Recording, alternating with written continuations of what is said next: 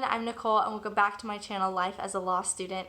I just finished my first semester exams at Washington University and I thought it would be a great idea for a video to explain to you guys what makes law school exams different than maybe any other kind of exams that you've taken before.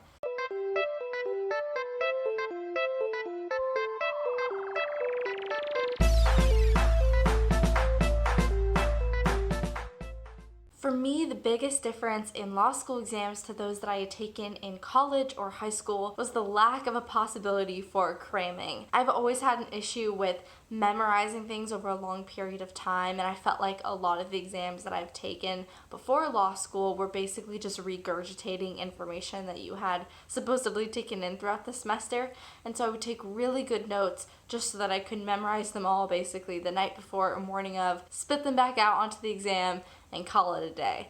Now that doesn't mean that I didn't work very hard during the semester to try and understand the material as I went, but as far as being able to say word for word what it was on a test or know different dates or things like that, I just couldn't retain that in my brain for very long. So I would definitely be classified as one of those students who just crams the night before. In law school, you can't do that because exams have nothing to do really with what you've memorized and actually very little to do with what you've learned. It actually has much more to do with how you have retrained your brain over the course of 4 months to think about that particular issue. I'm pretty sure I've said this before, and it's a common saying that law school does not teach you the law. It teaches you how to think about the law.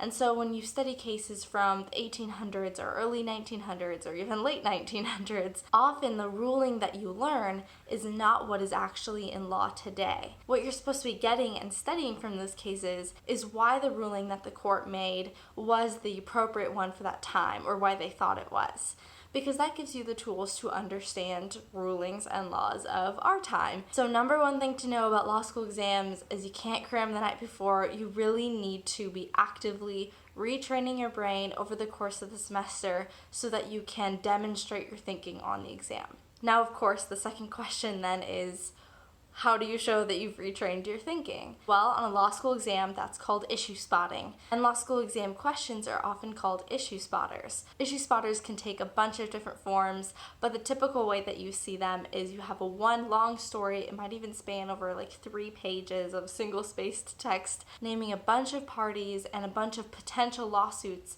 and claims that these parties could have against each other. So for example, one of the exams that I took for practice before my actual exam in property was an issue of a meteorite falling on the border of 2 properties. One person stuck a pole in it to claim the meteorite while it was still hot.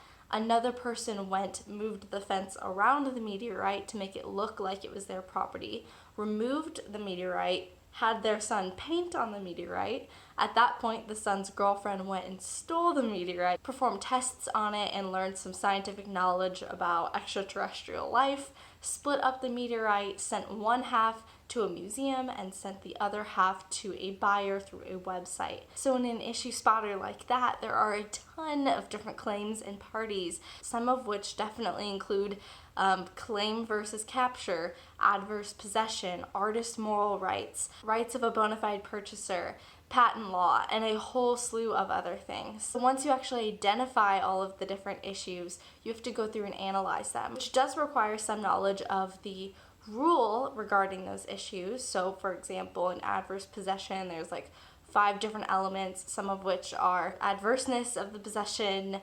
notice, holding on to it for the statutory period, etc.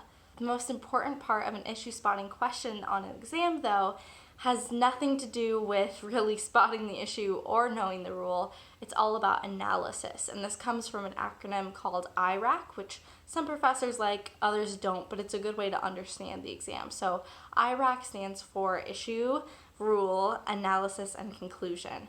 And usually issue, rule, and conclusion each are assigned about 1 point. Your analysis is all the rest of the points.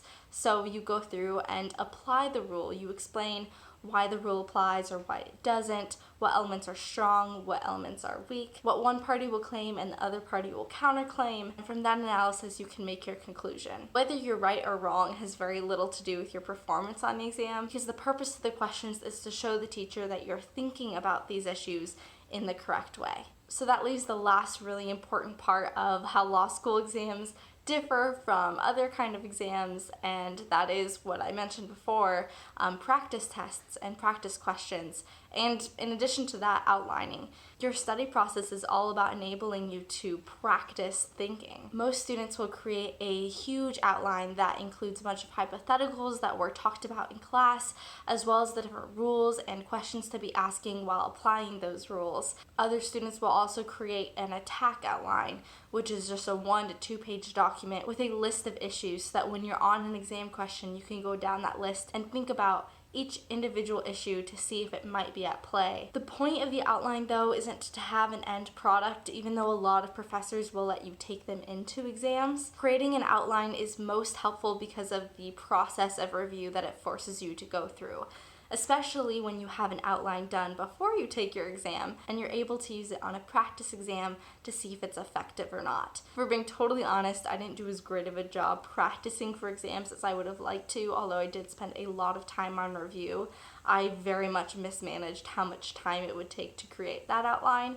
And so if you can, I would strongly encourage you to have that done before finals begin, so that during the finals period when you're studying for each test, you can just focus on practice questions. A tool that I found really helpful was a mind mapping software that I located online. I basically made a giant mind map that connected different ideas and themes and steps and rules and elements and all of that.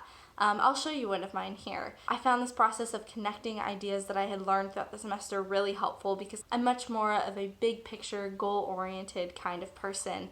The individual details and steps make very little sense to me unless I know how they factor into everything else that we're talking about. I think a lot of the advice and information that I just sat here giving you is pretty common. I've heard a lot of it and had heard a lot of it before I took my exams. Even if you've heard this advice before, I hope that you find this review helpful and calming, especially if you're watching it before you take your law school exams. I know it can be stressful having no idea how you've done on this exam because your score is so dependent on how everybody else has done on this exam. If you put in the work throughout the whole semester, you're gonna do just fine. I know that it's Christmas this week and learning about law school exams is probably not what you're wanting to really do, so I'm trying to keep this video short so that you can get back to spending time with family and friends and appreciating the person that we're all celebrating this week. Whether you're a person of faith or not, I wish you a very Merry Christmas, and I pray that God blesses you and yours on this very special holiday and time of year. I love you all. Have a wonderful holiday,